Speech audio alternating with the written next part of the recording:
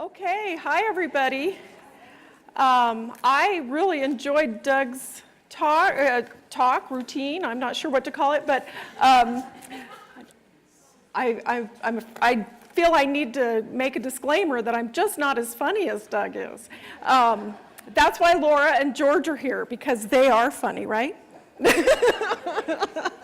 Anyway, so in case you didn't notice from the big picture they just had up of me, I'm Polly Scott with the Wyoming Retirement System. I manage the state's 457 Supplemental Savings Plan and also work on our educational efforts at the retirement system. And it's fun to be here today with my two wonderful colleagues, George Eason, who's our Educational Services Coordinator, and Laura Bowen, who's our Operational Supervisor for the 457 plan. And let's give them a round of applause. Yeah. They work really hard, and we're all very passionate about our jobs at the retirement system because we know that we help a lot of people. I'm really glad that I have the opportunity to be here today with the HR Summit. Kathy was here with you yesterday. I think she talked mainly about our online pension portal, and that's really important for our employees to know about and for all of you to know about as well. So I should back up one slide here. Partnering to build retirement securities for members and their families. That's the vision statement for the Wyoming Retirement System. And we do partner with many different key organizations and people, but the HR staff are certainly one of our most key partners that we have. You're really the gatekeepers between us and the employees. And also, we need good administration in order to have an equitable pension plan as well. And so you're a very key partner to us. State employees, as you know, spend their careers taking care of people, and we are here to help them have a good retirement when the time comes. But we also feel strongly at the retirement system that retirement preparedness is a shared responsibility between your employer and the individual. So in my talk today, and I want to give George a minute to chime in here at all, because he's the one who really heads up our efforts to go out and work with employees and make sure they understand their retirement programs. Right. We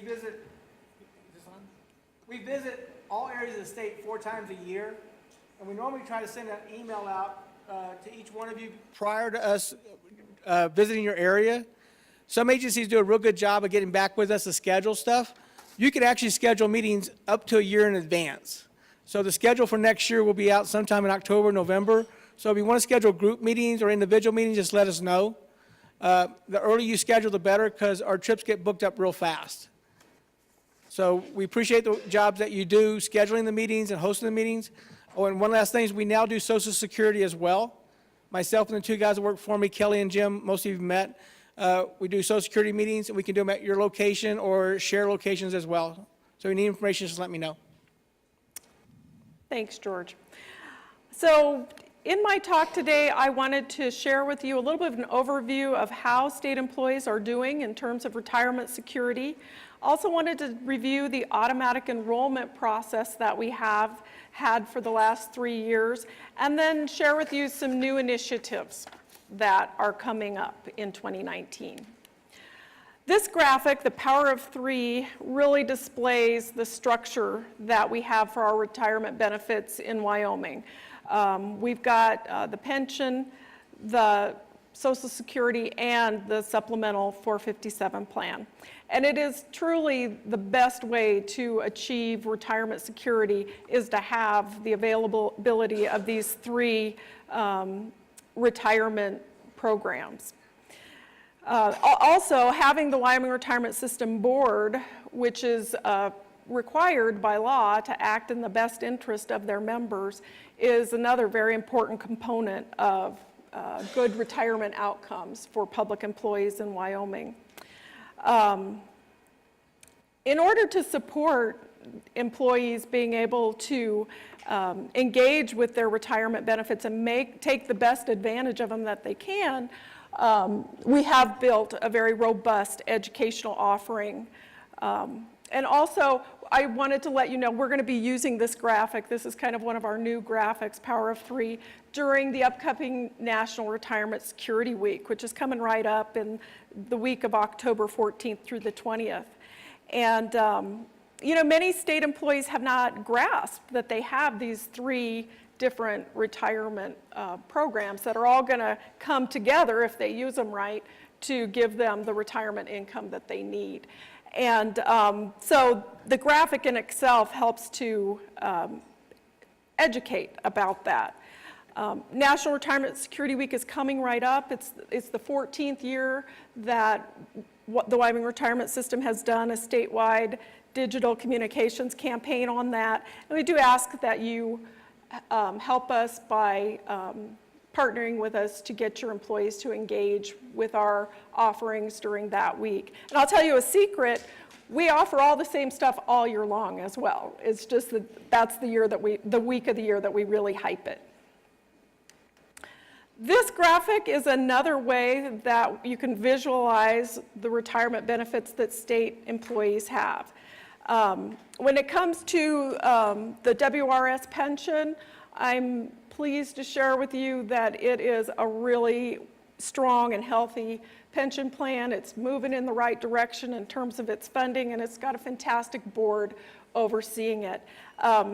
It's important for employees to know that they can go online and log into their pension accounts and establish their beneficiaries and keep their personal information updated.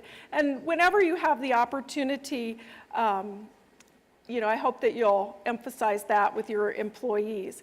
Another way you can partner with us in terms of the pension is to let employees know, as it comes up, that the pension is very portable across all sorts of different public employees and employers in Wyoming. You can move to any different state agency and maintain your pension benefit and how that's growing. Also any school district, most cities, towns, counties, and even most special districts are members of the Wyoming Retirement System. That's kind of unique for a pension plan, so that's a nice thing to be able to share with employees. But of course, if a person is contemplating a change of employer and they come to talk to you about it, we do ask that you direct them to us. As with all benefit counseling questions, we do ask that you direct them to the Wyoming Retirement System. You're that gatekeeper that can help direct them to us and point them in the right direction, but it's best if they hear the information directly from us. Now in this graphic, the 457 plan is depicted with dashed lines, and that's because it is a voluntary program. It's not required or mandatory like the pension and Social Security. But I like to tell people it may be a voluntary program, but it's not at all optional if you want to have a secure retirement and have enough income in retirement. Most of us are going to need a third source of income in retirement, and that's your personal assets, and that's what you can build on your own as you're setting aside money each month. A little bit more I wanted to share with you. In total, the state employees last year saved $18.2 million in the 457 plan. And that's pretty amazing when you think about the fact that we know that salaries haven't gone up much, and there's a lot of competing demands for every dollar in our paychecks. And so, good job, state employees. There is a trend of just gradual increase in the contributions year after year. That's a lot due to the efforts of George and the efforts of Laura as well, she's the one who makes sure all the money gets into the right accounts and everybody's increases get implemented. But I think that's pretty cool that state employees are moving the needle little by little. This graphic shows how the average fees for the Wyoming Retirement System 457 plan compare to a group of plans our size. And basically to say that on average our fees are lower than other plans. And it's because the Wyoming Retirement System Board and myself, everyone involved with the program, we're always seeking to drive the cost of the plan down. And as we get bigger, we can do that more. And that's a huge advantage to people who are in the plan. If you're wondering how our plan costs compare to IRAs, I can tell you that employer-sponsored retirement plans are usually lower cost than IRAs. This graphic shows how much state employees are saving in the 457 plan by category. So good job to the 2% of state employees who are maxing out and contributing at the highest levels.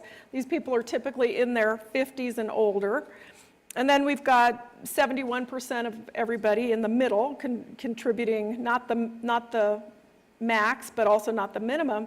And then you might be surprised to realize that we've got 27% of state employees who are hanging in there contributing the lowest amount, which is $20 per month, just enough to get the state match.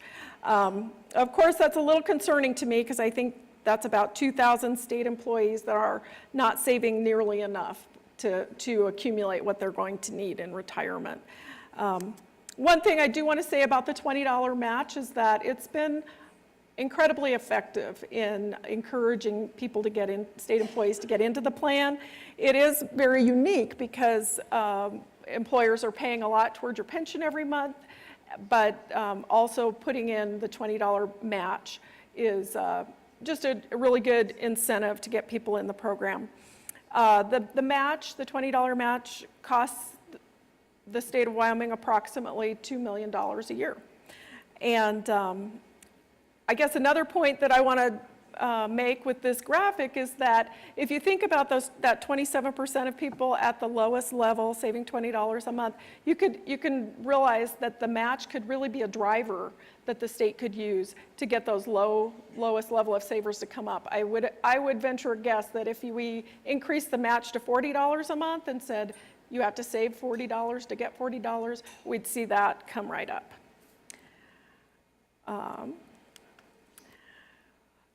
The Wyoming Retirement System developed what we call our goal setting calculator, and it makes it very easy for individuals to ballpark their future retirement income and also set a goal for the amount they need to save every month to arrive at the income that they're going to need later.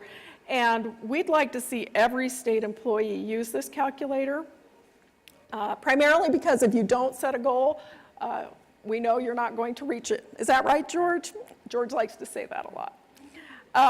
And George, like George said, we had a variety of educational seminars, videos, calculators, and other information online that's really useful for members. And again, please partner with us to encourage employees to take advantage of these resources. One way the Wyoming Retirement System has been worked to strengthen retirement outcomes for our members is through automatic enrollment into the 457 plan. And the board had to go to bat to get state law changed so that we would be able to do that. And for the last 3 years, we have been automatically enrolling new hires into the 457 plan. And Laura heads up that process every month. Laura, anything you want to throw in here? Feel free. I would just like to emphasize your support of automatic enrollment. You're our gatekeeper. You're the first face for our employees so that they can understand the automated process of their personal savings toward their retirement goals. As Polly said, it took state legislative action to get this in place, and the reason for that is for good retirement outcomes. We couldn't do what we do without you, without the state auditor's office. We're all a partner in this, and I think that by partnering this delivery, we're really creating good outcomes for the employees. Yeah, so automatic enrollment has worked. Our participation rate, we evaluate it once a year, and it was 94%, which is just amazing. Most of the new employees that are being auto-enrolled are staying in the plan. So we've had about almost 1,500 employees be auto-enrolled into the plan. We've had somewhere around 60, 65 opt out, which is incredible, I think. And the people who are being auto-enrolled in the plan are over 50% of them are remaining at the default savings rate of 3%. Which is really great. And of course, remember with auto enrollment, there's always choice. People can opt out at any point, or they can change the investment or the amount at any point. But in the event that they're not going to engage and make a proactive choice, their employer is positioning them for a good outcome. And I can say that in the 3 years that this has been going on, I personally have not had a single complaint from employees that have been auto-enrolled. And they really, I think, consider it a service that the employer provides for them, and they're staying in the plan. Sure. My problem is 94% of people are participating, so that means 6% is not. So how many people would want $7,200 of free money? Only about few of you raise your hand. Well, on a 30-year career with the state, if they do the $20 match, that's how much money, free money, the state's going to give them, $7,200 of free money. But we're just going to give it to them 20 months at a time, $20 at a time for a 30-year career.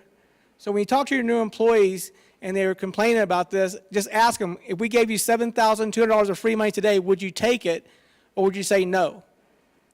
Most of them, if you look at it that way, the $20 isn't as important as the $7,200 of free money, and that's with no interest. So we'd like to get 100% participation rate if possible, and there are some organizations that's real close, like YDOT and Game and Fish, are like 98, 99%. So we appreciate all the HR people who are letting people know that this is important. Although it doesn't sound like a lot because it's $20, but long term it's a lot of money. Yeah, and I should let you know that prior to auto enrollment, our participation rate was right around 80%. So in 3 years, we've bumped it up by 14%. And it's going to continue to increase. But there are those kind of legacy employees that I think, didn't get enrolled. And those are still kind of a little bit of a challenge for us. And I think it equates to about 500 state employees that are not in the plan. And if you know any of them, tell them we're looking for them. So I wanted, because of the nature of your work as the HR group, I did want to just walk through the auto-enroll process in a little bit of detail. And Laura's here to make sure that I explain it right. And of course, she's going to jump in and correct me if I say anything wrong. But basically, the process for automatic enrollment is in state law. And the board had to go and have a dialogue with the legislature about, what would be the best way to arrange this. And I think they came up with a really good arrangement. So the first thing that happens is the state law requires a auto-enrollment notification letter. And that's sent by our external record keeper for the 457 plan, approximately 4 to 6 weeks after an employee is entered into the payroll system. And I do want to really emphasize that your role here is to get that employee entered into the payroll system in a timely and accurate way. If a person doesn't get entered into the payroll system, which I believe is called HRM, is that right? Is that right? Okay. If they don't get into the HRM, they're going to be dropped in the auto-enrollment process. And believe it or not, we have had that happen a few times. And somebody will eventually call us and be like, why am I not in the plan? And it turned out that they weren't entered into the system. Once that auto-enrollment notice is sent, that triggers a 30-day opt-out period. During that time, the employee is going to get that letter as well as a PIN number. And during that 30-day opt-out period, if they log on, they can opt out or they can make any changes that they want. But the 30-day opt-out period, which is in state law, starts with the date of that letter. And no deductions from a person's paycheck are made during this 30-day opt-out period. Now, if that 30-day opt-out period goes by, and then we take that first deduction, and the person actually sees it out of their paycheck, and they go, oh, I really don't want that, and they just wake up at that point. We knew that that would probably happen. We thought of that, and so the IRS allows a 90-day kind of buffer period during which an employee can come to us and say, whoa, I missed my opt-out period, but I really didn't want that deduction. No problem. We're going to give them that money right back. It's fast and easy, and it's no problem. During that 90-day period where they can get that, we call it a permissible withdrawal, we keep their money invested in our capital preservation fund, which functions kind of like a savings account. You just see a little bit of investment growth every day. So we're going to give their money back to them with that little bit of investment growth. And they're never going to receive less than what they contributed. After that 90-day period is passed and they're in the plan and they've basically not had any issues with wanting to get out of the plan, we then transfer their money to the target date fund that goes along with when that person would be age 65. And that's so that they'll get the market exposure that is appropriate for them for their age, so that they can have the opportunity for investment growth. The default contribution amount is the greater of either $20 or 3% of pre-tax gross pay. For most people, it's going to be that 3%. It's very rare cases where the $20 is going to be greater than that. So like I said, this is our process. We've not had a single complaint, to my knowledge, from an employee. It works pretty slick and easy. It's pretty seamless to the employee. Here's a real specific example of the timing of how things work, because, I don't know, somebody told me, I think it was George, that all the HR people in the state are real detail people, so I wanted to give you real details here.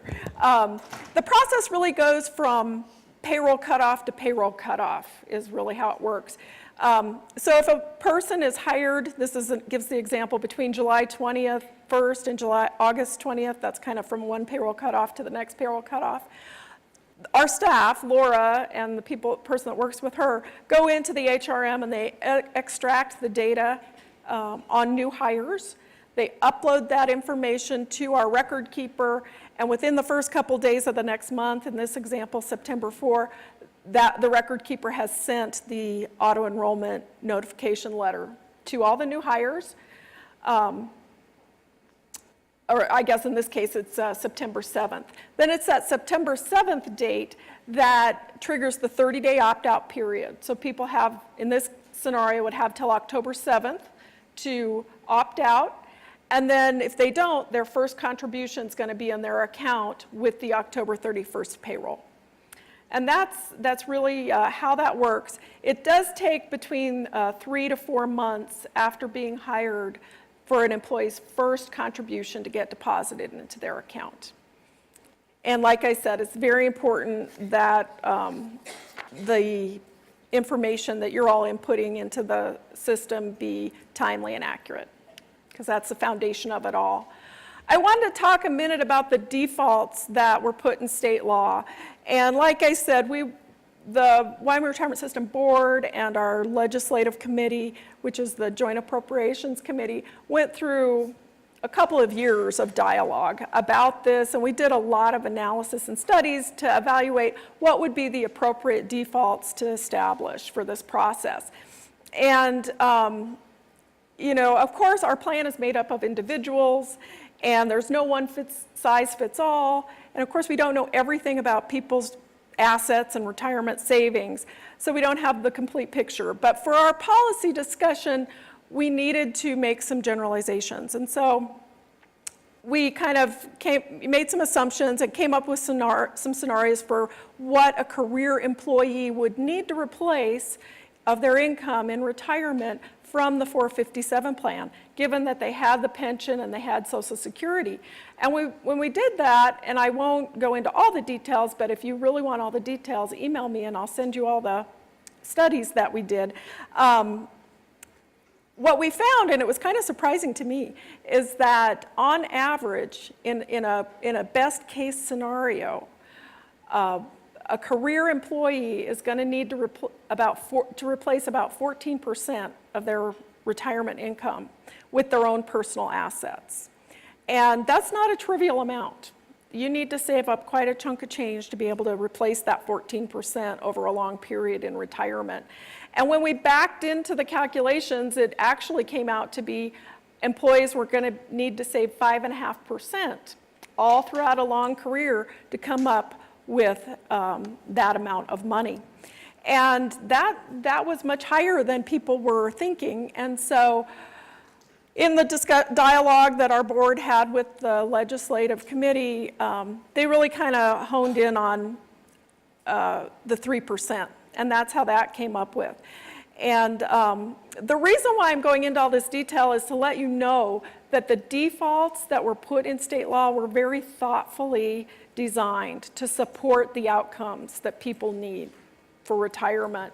And I really want to encourage all of you in the HR community to let the defaults take their course, because they are important. And there's always choice. People can always change their contribution amount at any point. But I do encourage you to let the defaults take their course. Okay, looking ahead, we do have some new things coming down the road that I wanted to share with you. First of all, the 457 plan is going to go paperless in 2019. Woohoo! You're the first audience to hear this. And the reason why we're going paperless is, first of all, it's more efficient. Because of automatic enrollment, we are transacting with the state of Wyoming in the most efficient way possible with a file-to-file transfer. And when we also have paper forms, the paper forms kind of are at odds with that process, and they're kind of chasing the file-to-file transfer, and sometimes they miss the bus. And so it's really going to provide better outcomes if we go paperless.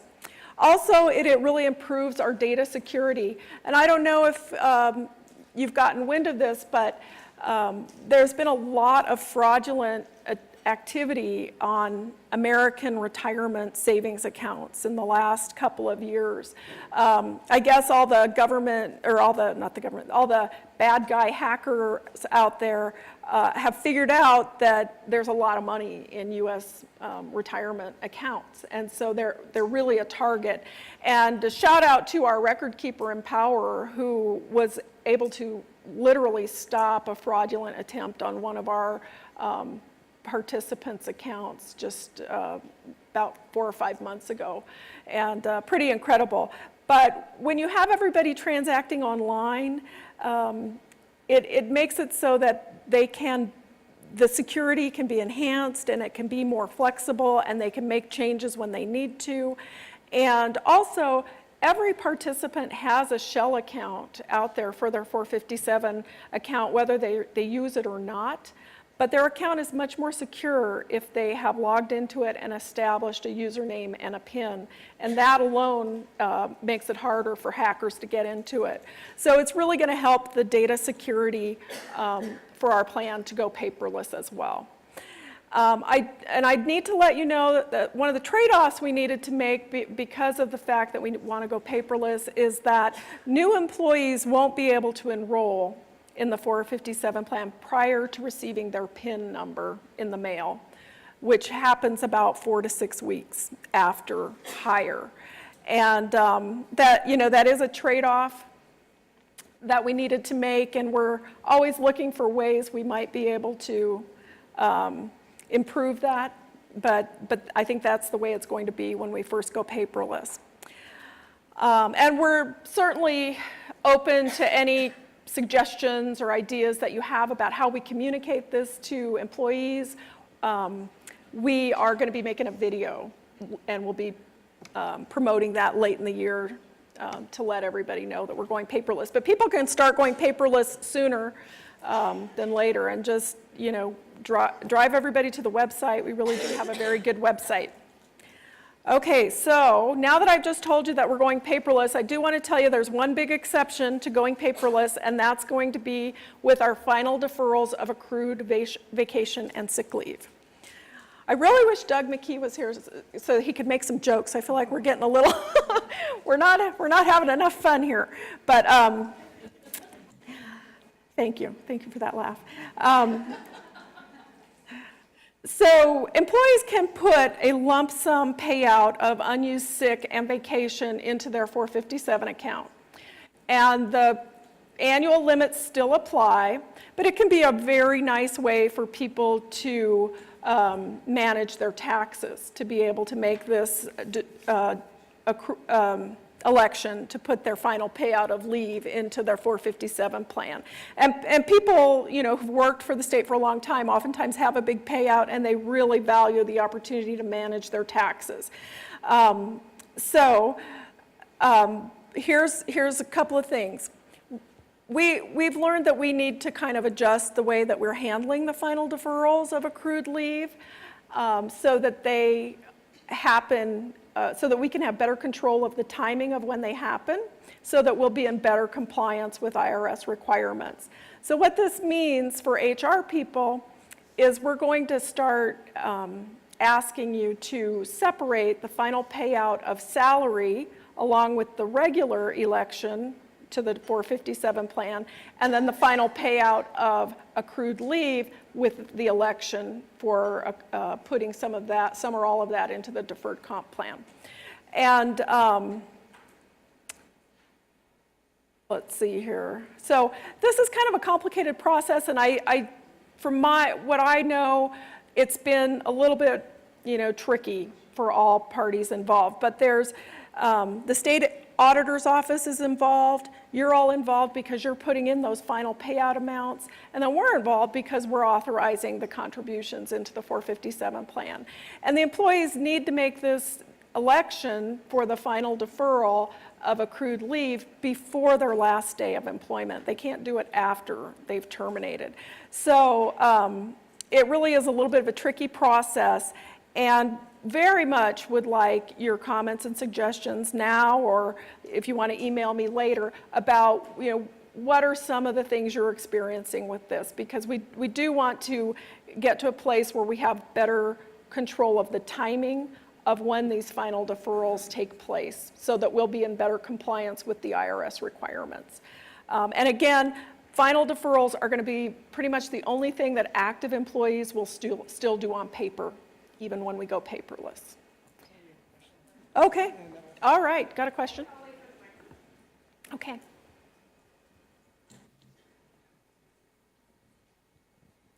Okay, so just for clarification, on the final payouts for staff who choose to defer their payment, is that something that HR is going to put in the payroll system in two separate full transactions with like two payouts separately? Or is that something we do together and then the state auditor's office breaks that out for you? Do you know? At this point, I don't have a clear answer for you. We've just started talking with the state auditor's office about this. We let them know that we needed to move in this direction, and they're very supportive, but they wanted to get past their system upgrade before we nailed down the details on it. Did you want to say something about that? No? Yeah, okay. And so the best that I understand it right now is that they want HR staff to input the amounts, the final amounts, and it will be in two different categories that you're putting it in. They're still going to then, I believe, add the deduction, for the 457, and then execute the payment. But yeah, I do think that the data input that you all do is going to be a little different. Okay? Thank you. Yeah, thank you. And thank you for understanding. We don't have it all figured out yet, but we know we need to move in this direction. And we're all ears when it comes to comments or suggestions. From time to time, I'll hear people say that the final deferral didn't go well, or it was real problematic or whatever, but we don't always know exactly why. So if you have some specific examples you want to share with me, that might be helpful. Okay, one more question.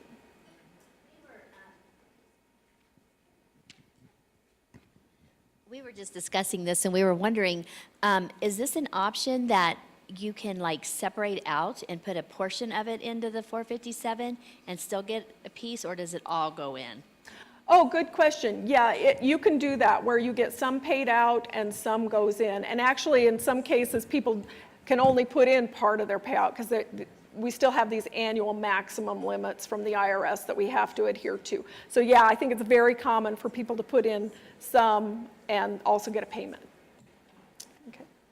And one thing that we need your help with is, a lot of your employees contact us to kind of figure out how much they can put in. We can tell them the limits, but we don't know how much vacation and sick time they have. So we'll always refer them back to, their HR people to figure that out for them. But we do need it about a month before their last working day. That's where we'd like to have it. That way we can get the information approved and get it back to you. But we do have people come in the last day and want to do it the last day. That's really inconvenient. So if you have employees that are getting close to retirement, let them know if they can plan a little ahead of time. It makes it a little bit easier to get the process done. Okay, thanks, George. All right, and then I wanted to also share with you the Wyoming Retirement System Board is considering adding an IRA sidecar to the 457 plan. And the picture here kind of says it all. We've got this 457 vehicle driving down the road, and there is a IRS, the IRS allows you to add an IRA to that as well. And it would be the same administration, the same investment options, the same board oversight, but just a different vehicle. And this is under consideration. They haven't decided yet. They've been looking at it for a couple of years, and they're getting close to making a decision on it. But having that IRA sidecar would allow continued contributions after employees terminate. The 457 plan can only receive salary, whereas an IRA, that's not required that it be salary, so you could continue to contribute. Spouses of our employees could also have an IRA account with us. And then, of course, the IRA has an additional contribution limit of $5,500 a year if you're under 50 or $6,500 a year if you're over. We know a lot of our people are not maxing out, but that could be kind of nice in some cases.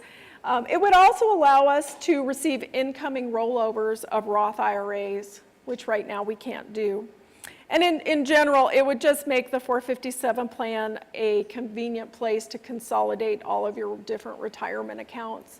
And so we're looking at that, and I wanted to let you know. I don't know if we're going to end up with it or not, but we are considering it, and any comments or suggestions that you have on that are welcome. And then I guess wrapping up, I just wanted to share with you a little food for thought. We're in the retirement world, we're a little bit connected with the HR realm. But I think the HR realm goes much more broad than retirement. But on any given day, I'll get an article, or a journal magazine article emailed to me about employer-sponsored financial wellness programs and how successful they're being. And, it's because employers realize that their employees are stressed and they're less productive, they're absent. If they don't have their finances going in a good way, and that if the employer steps in and provides some wellness programs where they're helping people manage their day-to-day finances or learn about that, or learn about how to achieve some long-term financial goals, or protect against some financial risks, that they actually end up with more productive employees.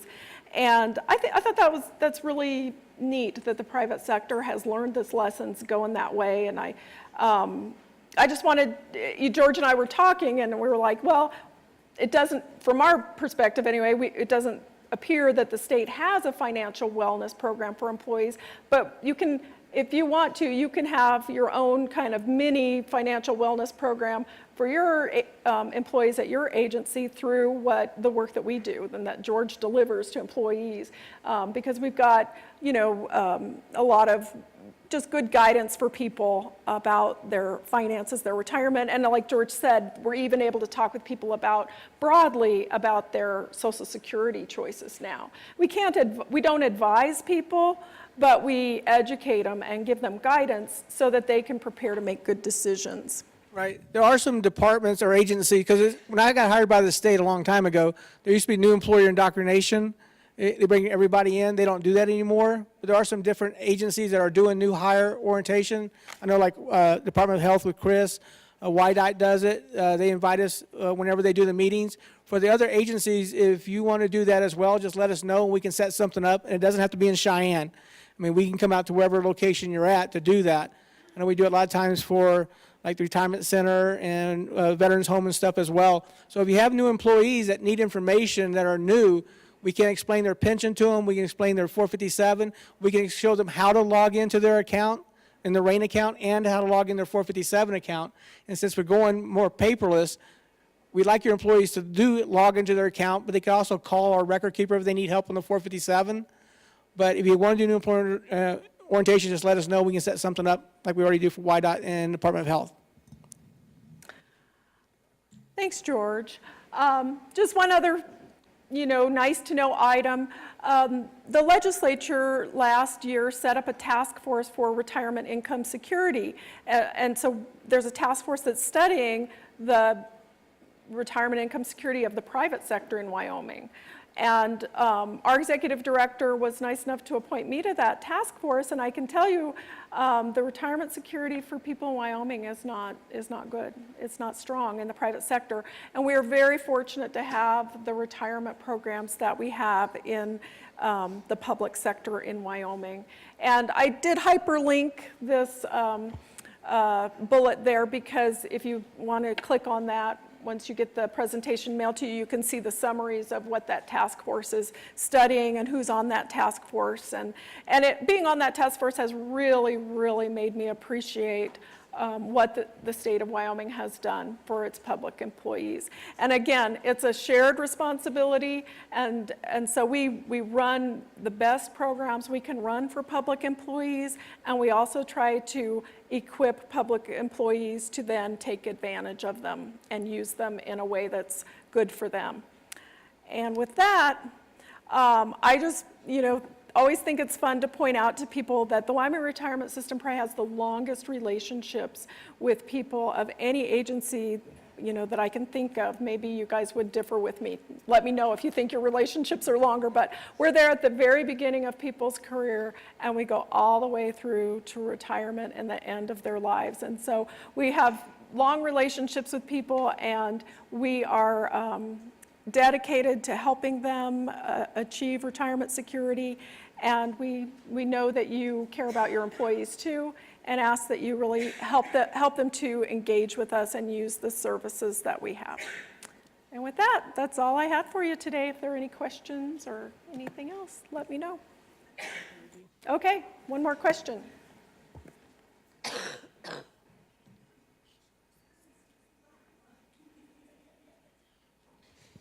So on that sidecar option for IRA that you're looking at, is that going to be both traditional and Roth IRAs? Yes, Oh, yes, it would. That would be awesome. Yeah. All righty. Thanks, everybody. Have a great rest of your day.